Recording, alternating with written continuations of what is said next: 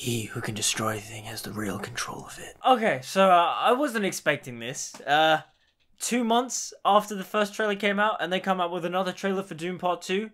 It was kind of shocking, I'm not gonna lie. But then, thinking about it, I think Warner Brothers wants to have this out so they can play it in front of Barbie and Oppenheimer and Mission Impossible. So everyone can be like, oh my god, the best film of the year is incoming. Because yeah, spoiler alert, this trailer was incredible. And in many ways, it solidified the idea that Dune Part 2, in many ways, is probably going to be the best film of the year. It might even win Best Picture for all I know. Just, this film looks incredible.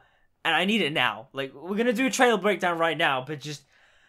oh god, it's so good. Also, there's going to be some like mild spoilers, I think. I'll do my best to hold back on them, but if I do say something, I'll include timestamps on screen just so you can skip past it. But I'm going to do my best. I'll be on my best behavior. They were massacred alongside my father. Rip Duke Leto. Oscar Isaac, you will be missed. It's cool to see that Lady Jessica's going to get some action in this. Like, just her with the rock going, bang. That's sick. That's cool. The thing about the second half of the Dune book is that Jessica kind of, she disappears in a sense, like, didn't even know if it's even pointed this out in interviews, where it's like, she's present, but her more active role kind of like lessens and she kind of like steps back a bit. And it's nice to see that she still remains somewhat present in this part of the story. Reload!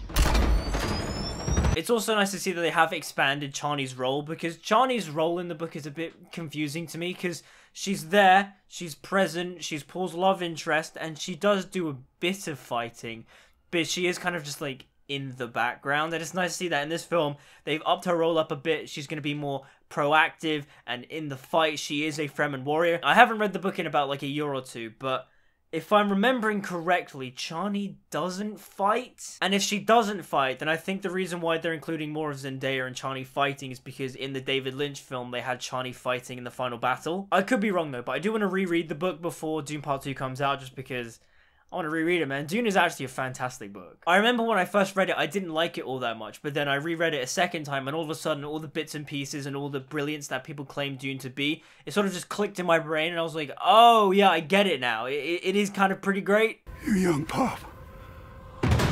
Hey, they did the thing. That's the thing from the book and what he says in the 1984 film. They did it. They did the thing. Hey, this is a little message for film studios. This is what happens when you get a fan of the source material that's also a good director adapting the book. That's something. I don't understand this Hollywood mentality of just like, let's just get writers that have no connection and no attachment to the source material so they can make fan fictions of all these beloved properties. Like, nah, it's a mentality that really just baffles me. I don't get it. Like, the thing that things like Dune and Lord of the Rings should show to people is that audiences love it when people making this stuff are fans of the material. You can see their love for the material on screen, and also they treat it with care and they don't change what the material stands for. Netflix is The Witcher. Wheel of Time. The prophet. Why is that a bad thing? Use it. Because all my visions lead to horror. Because you lose control. Because I gain it. That's something I was not expecting from this trailer. They're kind of like delving more into the themes of Dune and the more complex nature of the story. Because I thought what they would have done for a trailer is just been like, hey, look, big blockbuster action, forget all this heady shit, just leave that for the film. They're actually incorporating some of the kind of like Messiah complex, God complex leader stuff in the trailer, which is like the main theme of Dune. Which is just, it's so cool. I love that. Because when they marketed the first film, they didn't really go, hey, high concept sci-fi, blah, blah, blah. They did just kind of market it as like an action adventure sci-fi. This is much more like, hey, you're going to get the action adventure, but also it's going to make you think a little bit. It's going to make you question things, which is cool. I like that. It's not something I would have expected of them to include in the trailer because, again, that's the main theme of Dune. Frank Herbert says it all the time. What happens when you put someone in a heroic Messiah-like figure, and it's a deconstruction on the whole, like, savior complex thing. And it's cool to see that being featured in the trailer because it's in the first film. It's hinted and it's the start of Paul Atreides' character arc.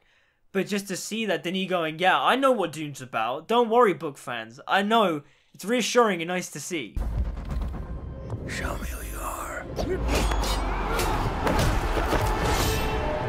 There he is. There he is once again. My boy, my boy. Austin Butler looks so good as Feyd-Rautha Harkonnen. I've come to terms with the bold look. It looks great for the film. The aesthetic is really cool. That black and white gladiatorial arena sequence is great. It's one of my favorite parts in the book. And seeing the choreography for it as well, It looks great. Also, like, how cool is Austin Butler as an actor? He goes from doing one of the most charismatic and charming and, you know, once in a lifetime lightning in a bottle style performances with Elvis Presley, and instead of using that clout to, you know, become a superhero or like a crazy action star, he just went, nah, I'm gonna do my next role where I'm basically bald, I have no eyebrows, but I'm just this weird alien psychopath creature. That's awesome. I respect that so much. You can tell Austin Butler is an actor's actor. It's not about the beauty and the glamour. He wants to be truthful to the characters he's playing. And you can just get all that from the pure fact that he will allow himself to look like that. Honestly, he and Timothée Chalamet are like my two favorite young working actors right now. My two favorite like rising stars, whatever. They're both awesome and they're both gonna go far. And this trailer just showcases that. He doesn't even say a thing, but you can tell Austin Butler is just gonna be amazing in this. And speaking of him not saying a word, again, is he gonna have the Elvis twang to his voice? That's like the thing I'm so curious about. Like, that's the thing I need to know. Is he gonna be all like, hey uncle, what are we doing here on Arrakis about this Muad'Dib character? Mama, the Baron's gonna make me bald. I ain't ever gonna shave my head. I'm gonna have a knife fight with Paul Atreides and it's gonna be sick and cool and it's gonna be one of the best parts of the film. I need to know, okay? Your father was a weak man. Okay, Christopher Walken as the Padishah Emperor. We have our first proper glimpse of him in this trailer. And honestly, I'm taken aback. I thought he was going to be very, hey, Paul, the spice, it must flow. Because I think when it comes to Christopher Walken, he's a fantastic actor. But to me, the performance for Christopher Walken that sticks out to me the most is his one in Hairspray. And that's kind of how he talks for the most part in Hairspray. He's just like, hey, what are we doing? Let's dance. Ah. And so I was kind of expecting that. But to see him in this, being somewhat serious, being toned down a bit, being very dramatic, it's great stuff. And his outfit too, the all white, it's great. Also, bold words of him to say, considering at this point in the story when this scene takes place, those are some very, very, very, very bold words. Again, no spoilers, but if you know Dune, then you know when this scene takes place. So, seeing the Beast Raban facing off against Gurney Halleck, again, it proves to me that Denis Villeneuve is expanding upon the final battle, because in the book, when Frank Herbert writes about the final battle, he really just like glosses over it, and so I feel like he's going to give Gurney and Raban the face-off that people wanted to see in the book. Again, this is the importance of adaptation. Audiences want to see Gurney face off against his longtime rival in the Beast Raban, so let's give it to them. Let's give Dave Bautista and Josh Brolin something to do, and so yeah, it's gonna be great. I mean, I say that, for all I know, Denis Villeneuve is gonna pull a Last Jedi and just like have someone kill Beast Raban before Gurney and him can even fight, and just, that would be stupid, but also, that's not Denis Villeneuve. I know he wants to deliver something satisfactory to the audience. Of course I know, Denis Villeneuve is mon ami, mon copain, j'adore Denis Villeneuve. We gave them something to hope for. That's not hope! I love it. I love the way Chalamet delivers that line. It's like my favorite like go-to meme when people try to give me hope and I'm like, that's not hope! Also, the scale in this trailer, those long wide shots of crowds and armies, they're just so stunning to look at. They're just, Greg Fraser, man, what a goat, what a king, what an absolute master.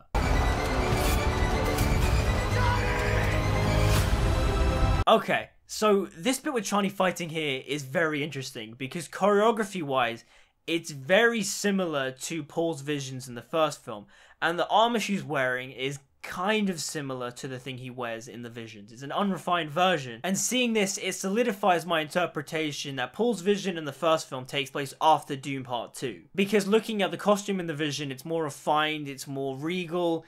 It's obviously taking place after Dune Part 2 and when certain things happen. But this moment here with Chani, her choreography is very similar to what Paul does in that vision. So it's a nice parallel. It's a nice detail. It kind of solidifies the idea that Paul and Chani are soulmates. They're like meant to be together. They are, you know, eternal lovers. I will love you as long as I breathe. I want what they have. This prophecy is how they enslave us! That line from Chani is very interesting, and I'm curious, where did she say that? Who did she say that to?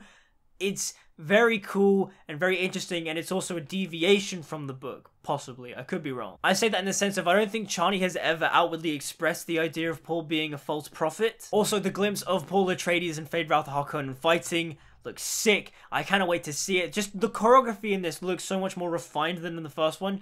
Because in the first one, you have the nice refined sequences where Paul is training with Gurney, for example. And the Jameis fight is nice, but it's kind of short. And seeing the glimpses of Feyd-Rautha Harkonnen fighting in the gladiatorial arena and glimpses of the fight between him and Paul, The choreography looks great, and I just hope this fight is just a bit longer, and I hope it's really playful, because I feel like in the small glimpses of the choreography, it looks very playful and cheeky, and, you know, also kind of tense, and that's what I want from the fight. Again, I said this before, that's what I wanted. I feel like parts of this trailer is just like tailor-made for me. You're looking for trouble? You came to the right place. Okay, this shot is interesting to me, because I've seen on Twitter people go, oh, this is our first look at Aaliyah, and possibly a small figure shrouded in black, I think so. But then also, that could be like Lady Margot Fenring. I need a glimpse at Aaliyah, man. Aaliyah is like my favorite character in the first Dune book. She's so great. She's just this weirdo little child, and I want to see her. She's so good. She's like my favorite thing in that book. My brother's coming for you, Baron. Him and his Fremen warriors. I am Paul Atreides, Duke of Arrakis, under the Melange. Let's go. Yes! Oh god, I said this before again. I feel like this trailer is tailor-made for me because that specific thing where Paul just went, I am Paul Atreides, Duke of Arrakis! That is literally what I have said in my wishes for Dune Part 2, and in all my other like Dune Part 2 videos, I said Denis Villeneuve has the opportunity to get Timothée Chalamet another Oscar nomination. Always mind Timothée Chalamet's acting capabilities, because Timothée Chalamet can deliver phenomenal speeches. Fight not for yourselves, fight for that space! Fill that space! Make it tissue! Make it mass! Make it impenetrable! Make it yours! Make it England! Make it England! And I even cited that specific quote, the whole I am Paul Muad'Dib, Duke of Arrakis, blah blah blah, I have the signet ring. I said did I not say that? One of my favorite chapters is when Paul Atreides is addressing the Fremen and the Fedaykin, and he's just like, oh, you think I'm here to challenge and usurp Stilgar? No, I am Muad'Dib, and he like rises as like the spiritual figure of Muad'Dib. Maybe I'm Paul Atreides, maybe I'm a secret prophet. I mean, I don't know, maybe someone at Warner Brothers watches my videos because, come on. Like, that is tailor-made specifically for me to go, hey, don't worry, Timmy's got this, Timmy's gonna do great. And of course, why would they not tailor-make this trailer for me? I am technically the official, unofficial Dune shill of the internet. Everybody involved just really brought the book to life. Just, that moment made me so happy. Like, yes, Timmy is doing scenes, and I knew he was gonna be acting circles. I knew it. I knew it. Also, him saying long live the fighters in Fremen is really cool. It's a very nice detail, but also, kind of wish he said it in English, not to be like culturally insensitive or anything, because Fremen is a made-up language, but come on, man, that's one of the cool bits in the 1984 film when Carl McLachlan is all like, long live the fighters! But again, I feel like this scene is just gonna be incredibly epic. I could tell from the first trailer when they had the shot of Paul going, long live the fighters, and you hear like the lion roar. I knew that was gonna be sick, but this trailer just makes it even more cool, and just, I can't wait. I genuinely cannot wait to witness this in cinema and just have the Dolby Atmos just like blow my eardrums away. I need to hear Timothée Chalamet's dulcet tones being all like, long live the fighters! I can't wait. He who can destroy a thing has the real control of it. Hey, he said the thing. He said the thing from the book. I love it when adaptations just rip lines straight from the book, because that's why we love the thing in the first place. We love the writing, we love the lines, and I love how Denis Villeneuve and company just embrace that. Also, I'm pretty sure that's like one of the most famous quotes from Dune. Also, not only is that shot incredibly hard, but also, Atomics! Atomics! Look, there is no secret that Dune Part 2 is my most anticipated film of this year. I love the first one so much. If it wasn't for Steven Spielberg's West Side Story and Spielberg directing the absolute shit out of that film, then Dune Part 1 would have been my favourite film of 2021. And Part 2 looks like Part 1, but even better. The scale of this is awesome. This was a fantastic trailer. Granted, if you've read the book, then they've showed a bit too much, but then they also showed a bit too little as well. Like, where's Aaliyah, man? God damn it. And whilst I feel like they may have shown a bit too much for people that are familiar with Dune, as a book fan, I'm in my head just trying to piece together how all this is going to fit together. I just can't wait to see the full final thing. Also, the description that came attached to the Dune Part 2 trailer said that this is the second part of a 3-film saga, which then makes me very excited because whilst it's not 100% official, it is definitely planned that we are going to get Dune Messiah if Dune Part 2 does well. And seeing as how Dune Part 1 made $400 million whilst being released in a pandemic and being simultaneously released on HBO Max, this film I feel like is going to do big numbers. I don't know if it will hit $1 billion, but it's going to be huge. And because of that, I feel like that's just like guaranteeing we're going to get Messiah in like 4 or 5 years time, because obviously Villeneuve wants Chalamet to age up a little bit. I can't wait. Timothée Chalamet was like born to play Paul Atreides. He is the spitting image of that character. His mannerisms, the way he carries himself. This is his like defining character moment. This will be the role he will be remembered for decades. God, I'm so excited. It's crazy to think that I am alive in this time where I get a fantastic Dune adaptation that is treated with the same respect and reverence as Peter Jackson's Lord of the Rings trilogy. The excitement I have for this Dune series is what I feel like people had for Lord of the Rings when it came out in the early 2000s. Because whilst I found my love for Lord of the Rings in the 2010s when the Hobbit films were coming out, I obviously didn't see the original Lord of the Rings films in the cinema because I was like 0 to 3 years old. I've now seen them all in cinema since, and they're all fantastic, masterful films. But to finally see my generation's Lord of the Rings come to the big screen, that's insane. This is so cool. And again, going off this trailer, Dune Part 2 is probably going to be the best film of the year. Like, there's not too much competition. I mean, Oppenheimer could be great. Killers of the Flower Moon could be great, like it's Scorsese. But, for me, as a geek, as a fan of cinema, and just someone that loves big blockbuster spectacle, Dune's going to be it. Dune is going to hit on every level. It's going to be great. It's going to sweep the Oscars. Greg Fraser is going to get redemption for not being nominated for Best Cinematographer with The Batman. He's definitely going to win it for Dune Part 2. Just, that trailer looks stunning. Denis Villeneuve better get nominated and better actually win Best Director this time, because the fact that he wasn't even nominated for the first film is just baffling to me. It's just an absolute shock. Chalamet better get an Oscar nomination, because I can already tell Timmy is acting scenes. He's going to be incredible. This film is going to be fantastic. Just going off the trailers, it's everything I've been asking for. It's been everything I've wanted. Long live the fighters! So those are just my thoughts on the Dune Part 2 trailer. What did you guys think? It's phenomenal, right? This is going to be the best film of the year, hands down. But let me know what you guys think in the comments down below. Like, subscribe, follow me on social media, all that good stuff. Until we meet again, I'll see you guys next time.